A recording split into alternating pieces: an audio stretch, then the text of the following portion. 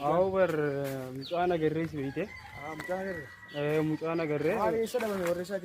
Asumaan boo beekte bakka hojiitti illee dhaquu dhiisee mucaan.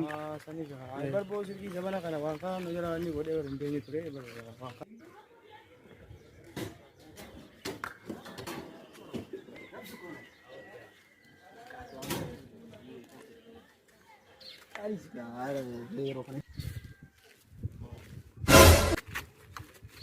Ati guddaa san taa'ee qabii.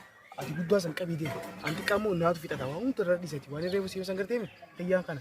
Ati guddaa san qabii irraa deema. Ayyaa ishee qabee hin deemaa.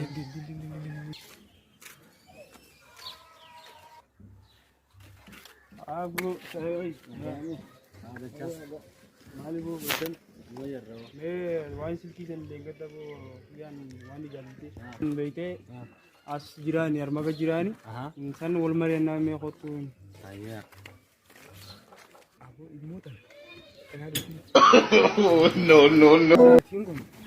Aku udah tuh pada karsi di dalam sih kan dekade nabi sinje, mal tuh dem sinje, bitetin cerar. Setais, manager ti, silki umat ya kesan sih kai. Kesan apa sih? Hai anu ya singer sih. Mana kan singer sih. Akan TV akan la fi'ilin video. Nimbe kabar si bite si berbadi sudah bitin mana kayaknya guys silki umat ya kesan. Mali, saya kerja baru sedikit hari tiga sih.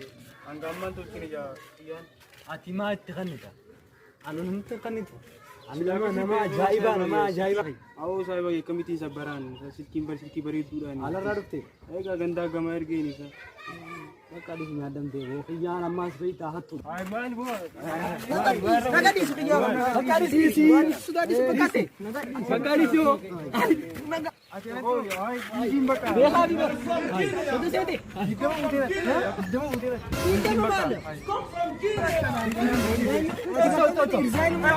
Wakaba. Abe semua. Abe. Kapan ini saya? Karsi di dalam mana? Di ala sini dia bakal madis. Bakal udah tekan Mirzail nak tahu. Sekarang kan tuh kayaknya udah. Wali kita segar sisa. Nambe ituan. Isa nabi ako.